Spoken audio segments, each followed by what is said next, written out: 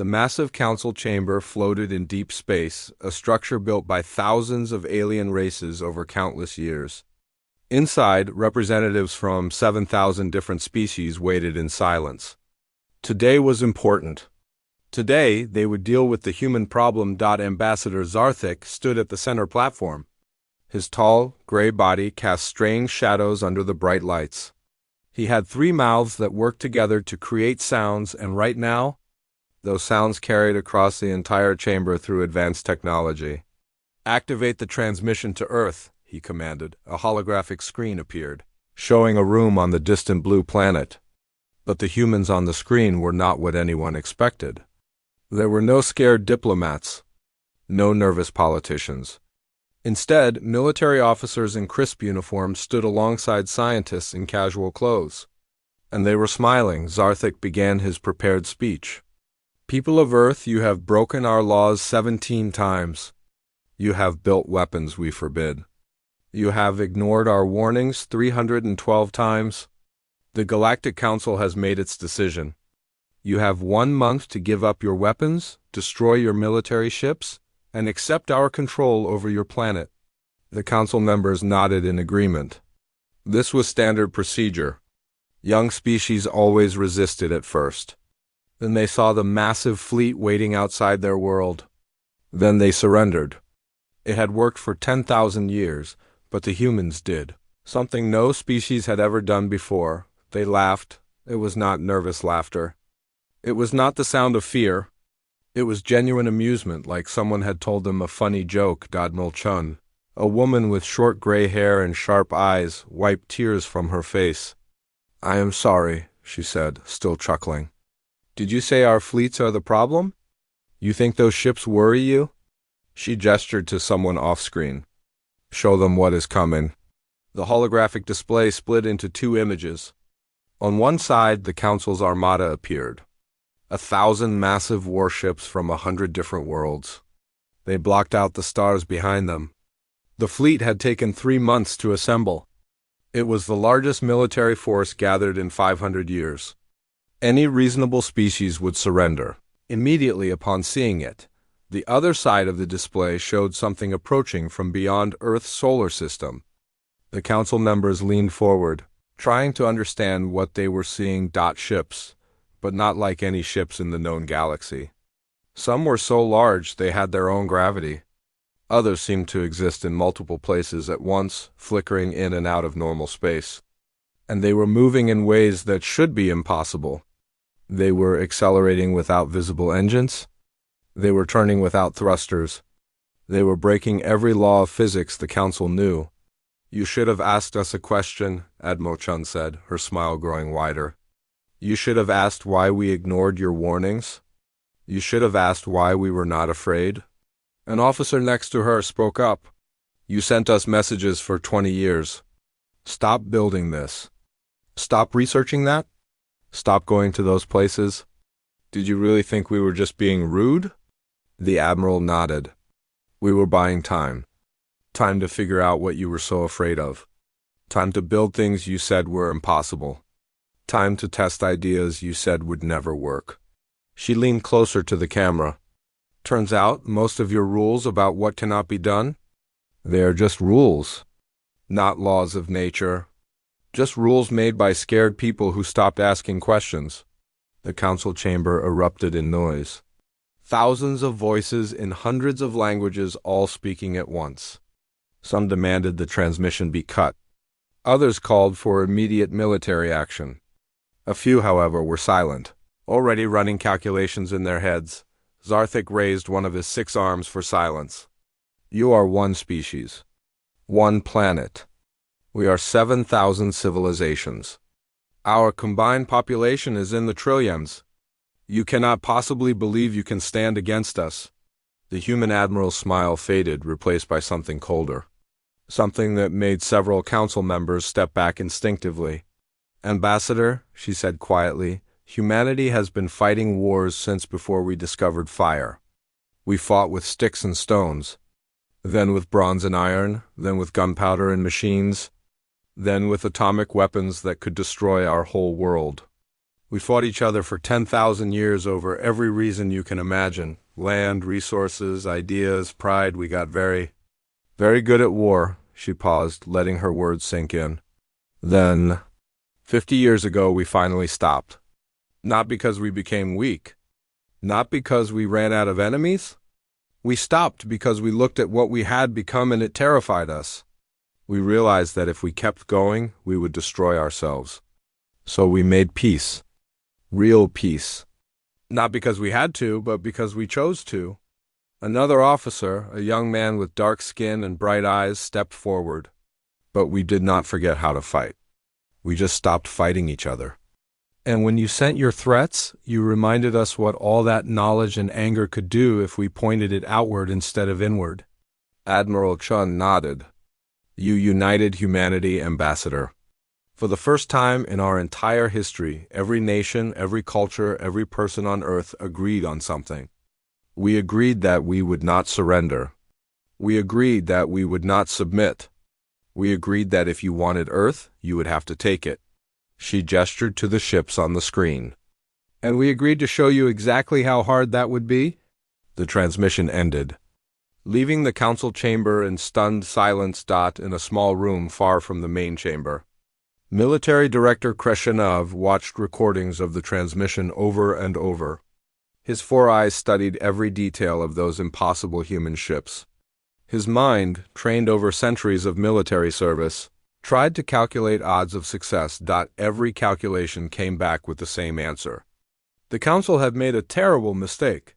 They had assumed the humans were like every other young species. Aggressive, yes. Crude, certainly. But ultimately limited by their lack of knowledge and experience. They had forgotten that humans were the species that had turned a deadly, hostile planet into a garden. They had forgotten that humans were the species that had split the atom barely a century after discovering electricity. They had forgotten that humans were survivors of countless disasters, wars and near extinctions. Most importantly, they had forgotten that cornered animals were the most dangerous of all. Kreshenov reached for his communication device. He needed to speak with the fleet commanders immediately. He needed to tell them to be careful. He needed to warn them that this would not be like other conflicts, but deep down he suspected it was already too late. The Council had issued its ultimatum, and the humans had laughed. Military Director Kreshenov had spent 300 years evaluating threats. He had assessed thousands of species, from peaceful traders to aggressive warriors. He had never been wrong about a military assessment. His reputation was built on accuracy and careful judgment. Now, the Council fleet took position near Earth's moon. It was a standard formation, proven effective over millennia of peacekeeping operations. 1,000 warships arranged in a sphere around the target planet. Weapons ready, shields active. Every commander confident in their superiority. Kreshenov sat in his command center, watching data flow in from hundreds of sensors. What he saw made no sense. Human ships appeared and disappeared randomly. Sensors detected them in one location, then lost them, then found them somewhere completely different, not moving between the 2 points. Just existing in both places, as if distance meant nothing to them. One probe sent detailed scans of a human vessel. The data was impossible. The ship was larger on the inside than the outside. It contained 17 decks of equipment and crew quarters in a space that should only fit 3. It violated basic geometry. Another probe got close to a human weapon platform. The weapon did not fire missiles. It did not fire energy beams. It fired pure mathematics. The probe's sensors recorded the weapon changing the fundamental rules of physics in a small area of space. Gravity increased. Time slowed down. Matter became energy and then matter again. Then the weapon stopped and everything went back to normal? How? Kreshenov whispered to himself. How's any of this possible? His communication screen activated without him touching it. A human face appeared. A woman with dark skin and kind eyes that somehow made him more nervous than angry ones would. Director Kreshenov, she said. I am Dr. Sarah Okonkwo. I hope you do not mind me interrupting your private channel. Your encryption was interesting, but not very difficult to break. Kreshenev felt his blood run cold. This was his personal military channel. It used encryption that had never been broken, ever, in 10,000 years. That is impossible, he said. You use that word a lot, Dr. Okonkwo replied. Impossible. Your people love that word. You have laws about what is impossible, rules about what cannot be done. You have spent thousands of years perfecting what you know and ignoring what you do not know. She smiled. We are different. We have only been in space for 200 years. We do not know what is supposed to be impossible. So when someone says something cannot be done, we try it anyway, just to see what happens. Behind her, Kreshenev could see the inside of her ship. The walls curved in ways that hurt to look at. Equipment floated without any visible power source. In one corner, a window showed a view of Earth. In another corner, another window showed a completely different star system. Your species spent millennia perfecting your technology, she continued. You made it efficient, reliable, safe, that is good. But you also stopped experimenting. You stopped taking risks. You stopped asking what would happen if you tried something crazy. She leaned forward. We never stopped. We tried everything. Most experiments failed. Some killed people. A few almost destroyed our world. But some worked. And the ones that worked changed everything we thought we knew about reality. On his tactical display, Kreshenev watched as human fighters passed through his flagship's shields like they were not even there. The shields were functioning perfectly. The fighters simply existed in a state where shields did not matter to them. They did not attack.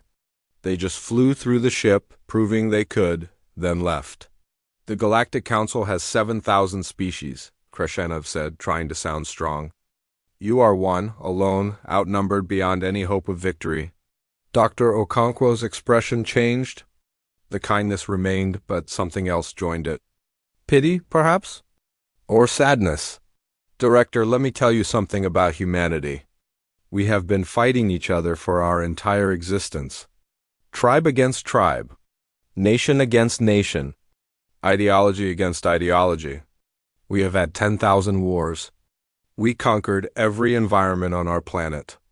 Deserts that kill within hours. Oceans that crush ships like toys. Frozen lands where nothing should survive. Mountains that touch the sky. We survived all of it. We thrived in all of it. She paused. We did not stop fighting because we were weak. We stopped fighting because we became too good at it. We created weapons that could end all life on Earth. We stood at the edge of extinction, looked into that darkness, and chose to step back. Not because we had to, but because we decided to. Another screen activated, showing fleet movements. Kreshenev watched as 3 of his destroyers attempted to pursue a single human corvette. The small ship led them on a chase that made no sense. It flew directly into Earth's sun. The destroyers stopped, unable to follow. Their sensors confirmed the corvette's destruction. Kreshenev marked it as the fleet's first victory, then alarms blared. The same corvette appeared behind the destroyers. Not from the sun it had entered, from a completely different star. 3 light-years away, seconds after entering the first sun. We used a star as a door, Dr. Okonkwo explained. It should have destroyed our ship. It should have killed everyone aboard. But we tried it anyway because we wanted to know if we could. Turns out, with the right mathematics and enough energy, you can use stellar gravity wells as transit points. She smiled again. You have been traveling between stars for 10,000 years using the same basic technology. We have been doing it for 200 years, and we have already found 17 different methods. Some are faster, some are safer, some are more efficient, and some are just interesting. Kreshenev stared at his displays. Everything he knew about warfare was useless here. Every tactic, every strategy, every principle he had learned over 3 centuries of service, none of it applied to an enemy that could ignore the basic rules of reality. What do you want? He asked finally. We want you to leave, Dr. Okonkwo said simply. We want you to go back to your council and tell them the truth. Earth will not surrender. Earth will not submit. Earth will not be controlled. And if you try to make us, we will show you exactly how creative humans can be when someone threatens their home. The transmission ended. Kreshinov sat alone in his command center, surrounded by the most powerful military force ever assembled. And for the first time in his long life, he felt afraid. The Galactic Council refused to back down. 10,000 years of dominance could not end with one setback. Pride and bureaucracy pushed them forward, even when wisdom said to stop. Admiral Thalrix commanded the attack fleet. He was a veteran of 50 conflicts. He had never lost a battle. His reputation was built on decisive action and overwhelming force. The humans would learn to respect the Council's power. All ships, he broadcast to his fleet, prepare for a coordinated strike. We will target their orbital stations and military installations. Casualties will be minimal. Damage will be precise. This will show them we are serious without unnecessary destruction. 300 ships charged their weapons. Energy levels rose. Targeting systems locked onto human structures circling Earth. Everything was calculated perfectly. The attack would cripple human space infrastructure in one strike. Fire, Thalrix commanded. 300 weapons fired simultaneously. Enough destructive force to crack a planet's crust. The energy beams and missiles raced toward their targets at impossible speeds, and then they disappeared, not blocked, not deflected. They simply stopped existing. One moment, deadly weapons crossed the void. The next moment, nothing. Sensors detected no explosions. No shields absorbing energy. No wreckage. The weapons were just gone. Admiral Chun's voice came over every Council ship's communication system. Thank you for shooting first. We needed that.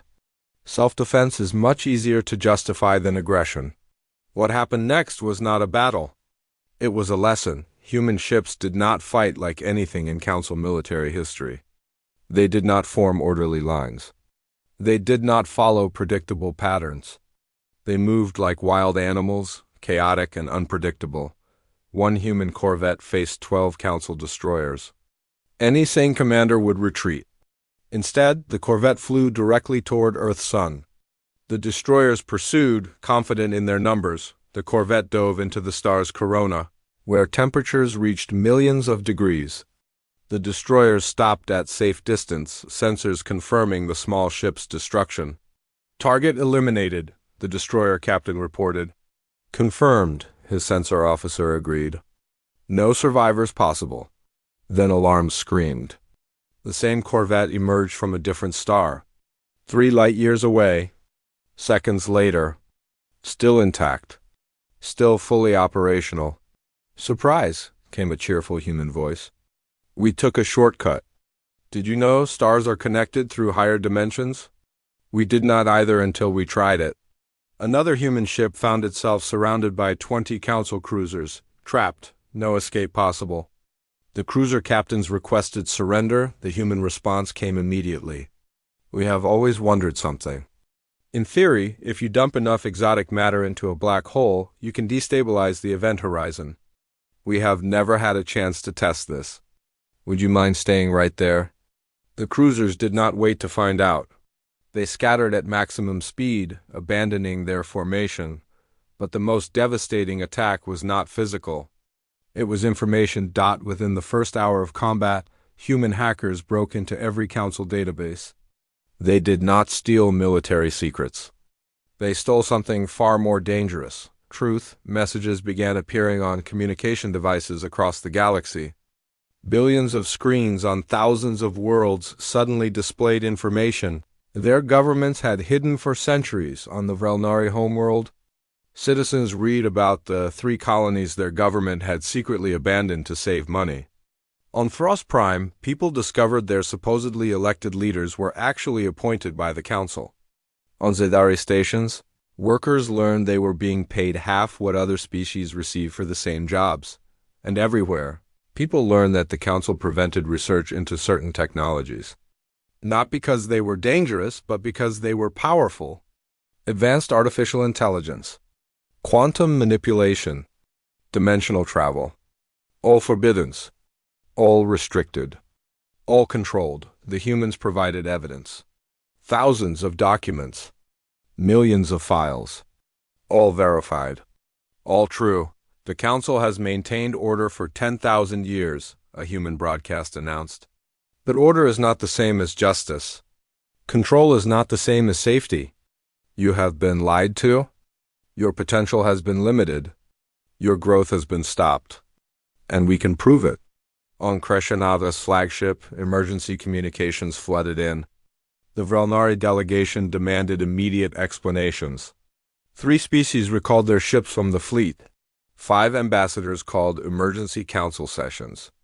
The unity that had taken months to build collapsed in hours. Admiral Thaurix watched his fleet fall apart. Ships broke formation. Some returned home. Others requested clarification from their governments. A few, loyal or stubborn, remained at their posts. All ships, he broadcast, hold position. These are human lies meant to divide us. Are they? Came a response from a Thros captain. I just received confirmation from my homeworld. The documents are real. The Council has been lying to us for centuries. Why should we fight for liars? More ships departed. The Great Fleet, assembled over 3 months, dissolved in 3 hours. On Earth, Admiral Chun watched the chaos through her displays. She felt no joy in it. This was necessary, but not pleasant. Ma'am, her communication officer said, we are receiving surrender requests from 17 council ships. They want to defect. Chun shook her head. Tell them to go home. We do not want defectors. We want people to fix their own governments, but offer them safe passage through our space if they need it. Dr. Okonkwo joined her at the display. The council leadership is calling for emergency session. Zarthik has requested private communication with you. Tell him I will speak with him, Chun said. But not yet. Let them argue among themselves first. Let them realize we are not the enemy. Their own system is. She looked out at the stars. Somewhere out there, 7,000 civilizations were having difficult conversations. About freedom, about control, about truth. We never wanted war, she said quietly. We just wanted to be left alone. But if they force us to fight, we will show them what humans do best. Which is? Okonkwo asked. Chun smiled sadly. We adapt. We overcome. And we never, ever give up? The Council's great fleet retreated, but the real battle was just beginning. Not a battle of weapons, but of ideas. And ideas were harder to fight than ships. The galaxy was changing. And humanity had lit the fire that would burn away 10,000 years of comfortable lies. The Galactic Council had always called itself a benevolent federation.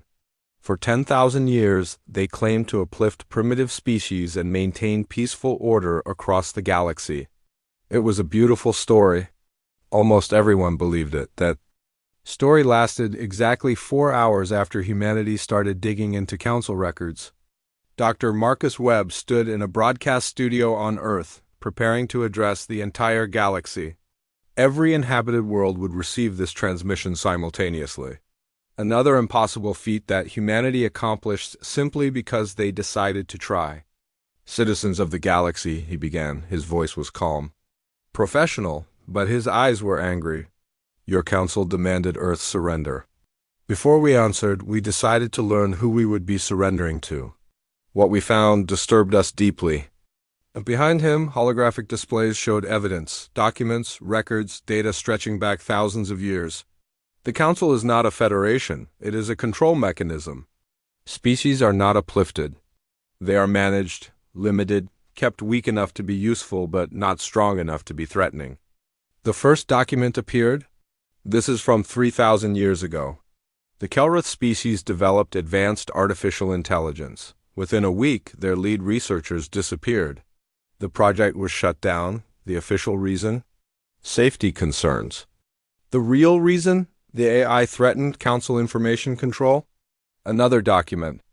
2,000 years ago, the Vresh discovered faster-than-light travel that did not require Council jump gates. 6 months later, their entire research facility suffered a catastrophic accident. No survivors. Investigation blamed faulty equipment. But maintenance records show the equipment was inspected and approved 1 day before the accident. More evidence appeared. Case after case, pattern after pattern. Promising research shut down. Brilliant scientists vanished. Breakthrough discoveries classified as dangerous and forbidden.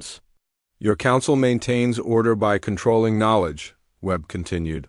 They decide what you can learn, what you can build, what you can become. And anyone who gets too close to something they fear, they disappear. The most damning evidence appeared next. Archaeological reports, planetary surveys, extinction records. But sometimes they cannot stop progress quietly. Sometimes a species advances too quickly, becomes too powerful, discovers too much. When that happens, the species itself disappears. 17 extinct civilizations appeared on the display, names no one remembered. Worlds now empty. The official records call them failed uplifts.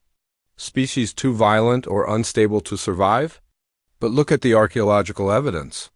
Every single one of these civilizations was thriving, advanced, peaceful, and every single one was destroyed shortly after achieving breakthrough technologies that threatened council control. Webb paused, letting the information sink in.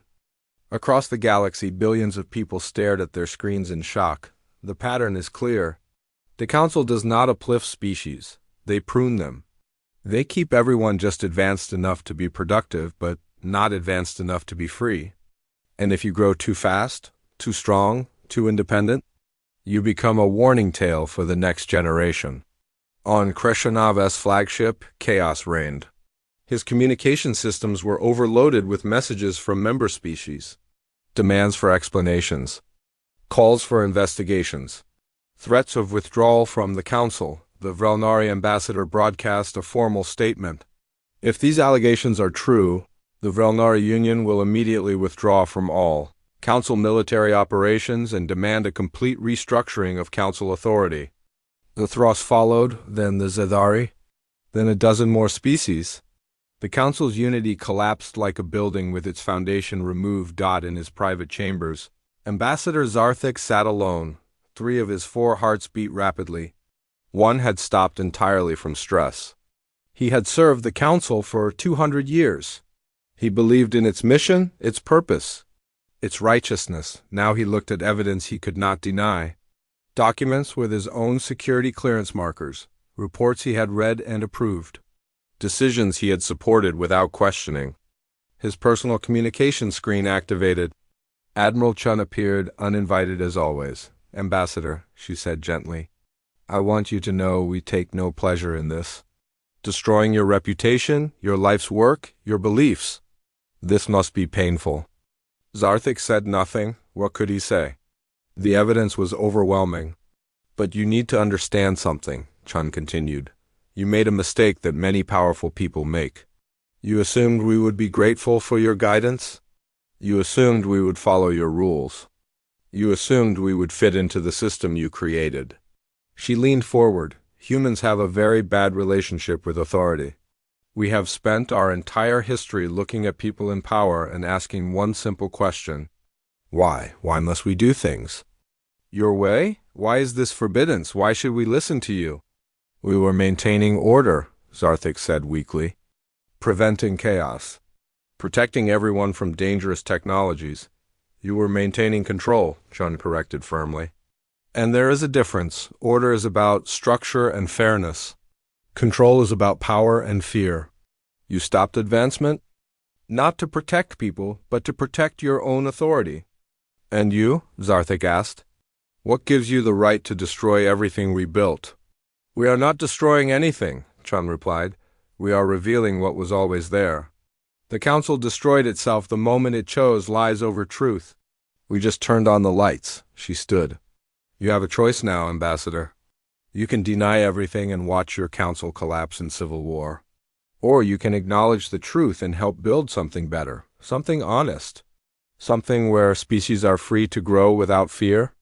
The galaxy needs guidance, Zarthik insisted, structure, rules. Without the council, there will be chaos. Maybe, Chun agreed. But chaos where people are free is better than order where people are slaves. And make no mistake, that is what your system created. Comfortable slavery, safe imprisonment, pretty chains. She smiled sadly. Humans know all about that. We tried it many times in our history. It never worked. Because the moment people realize they are in chains, no matter how comfortable, they want to break free. The transmission ended, leaving Zarthik alone with his thoughts. Across the galaxy, the revelation continued spreading. More species demanded answers. More evidence emerged. More lies were exposed. The Galactic Council, which had ruled for 10,000 years, teetered on the edge of collapse. And humanity, the young species that everyone had dismissed, waited to see what would rise from the ashes. 3 weeks had passed since the Council's ultimatum. 3 weeks since humanity had laughed at the galaxy's most powerful organization. 3 weeks since everything changed. Ambassador Zarthik stood in a neutral space station, waiting for the human delegation to arrive. His position had changed dramatically. The fleet was gone, recalled by fractious member states. His authority as council representative was now mostly symbolic. The organization he had served for 2 centuries was falling apart. The door opened. Admiral Chun entered, followed by Dr. Webb and President Okafor. They wore simple clothes, not formal diplomatic attire. They looked tired but determined. Ambassador, Chun said, nodding respectfully. Thank you for meeting us. Zarthik gestured to the conference table. I had little choice. My superiors want answers. My people want explanations, and you seem to hold all the cards. They sat. An awkward silence filled the room. What do you want? Zarthik asked finally.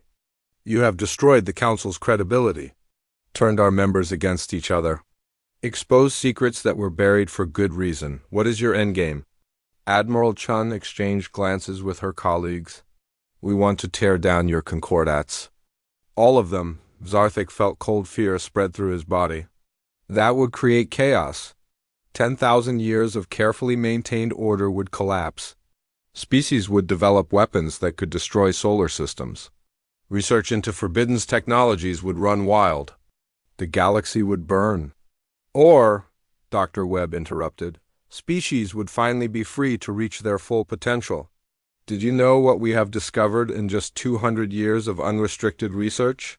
Technologies that could revolutionize life for every civilization in the galaxy. He activated a display. Medical treatments that could double most species' lifespans.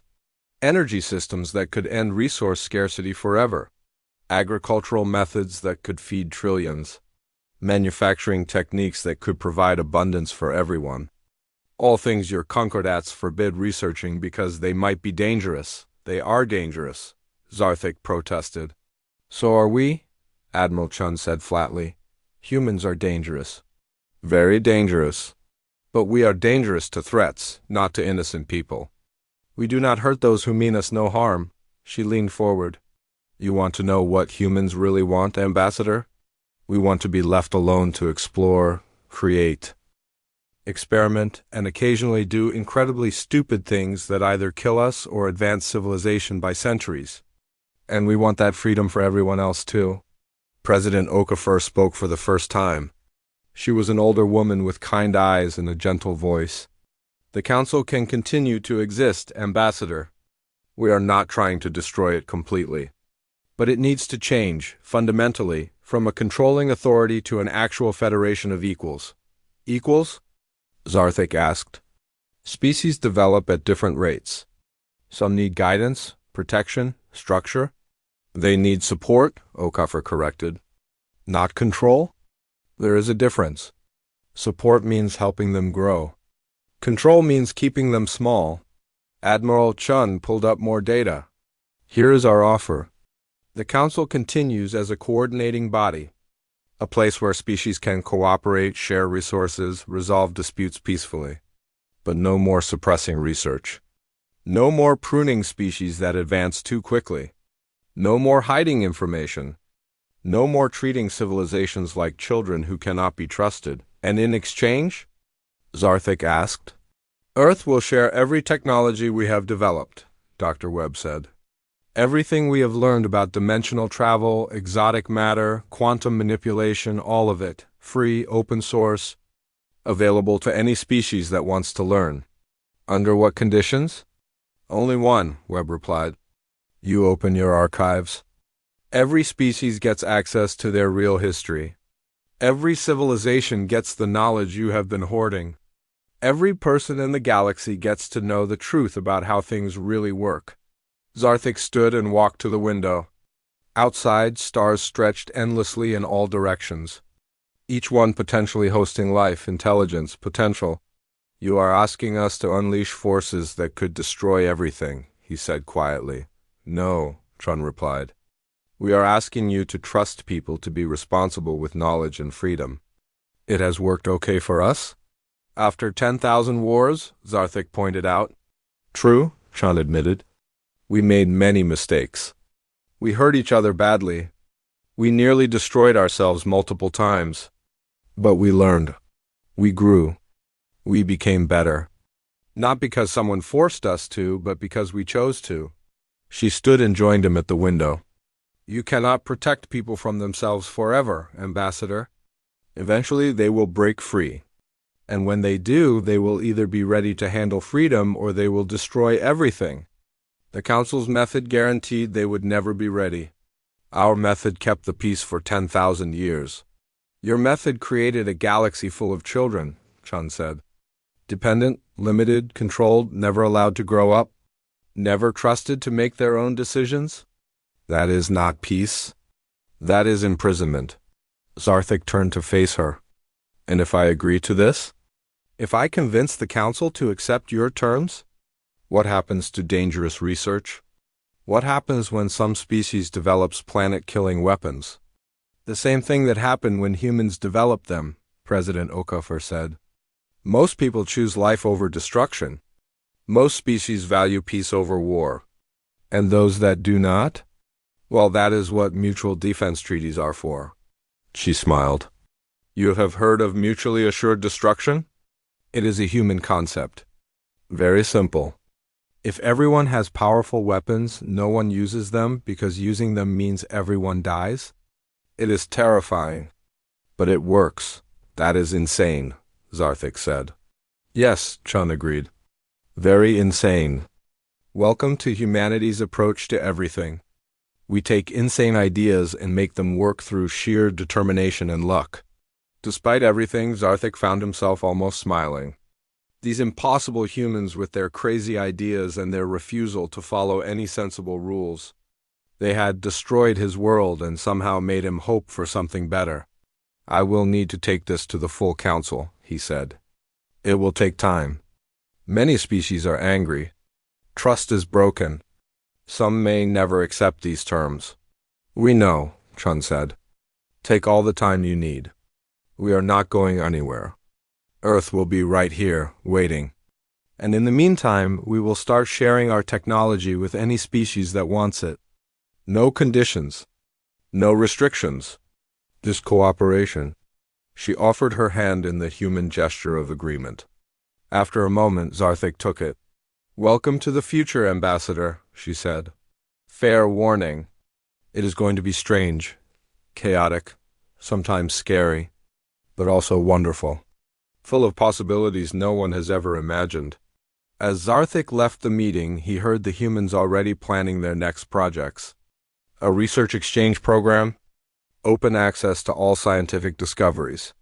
Something called a Galactic Science Fair, where any species could present breakthrough research without fear of suppression. Educational programs to help species adapt to new technologies safely. They were not just tearing down the old system. They were building something new. Something based on trust instead of control. Freedom instead of restriction. Truth instead of comfortable lies. It was terrifying. It was insane. It violated every principle of safe. Orderly governance. It was also probably right. The Council had demanded Earth's surrender. Instead, humanity had freed the galaxy. And somewhere in the back of Zarthik's mind, a small voice whispered, something he had not felt in decades. Hope. The future was uncertain, dangerous, full of risks, that the old Council would never have accepted, but it was also free. And freedom, Zarthik was beginning to understand, was worth any risk. The galaxy would never be the same. And maybe, just maybe, that was exactly what it needed. Humans had laughed at the Council's ultimatum. Now the whole galaxy was learning why.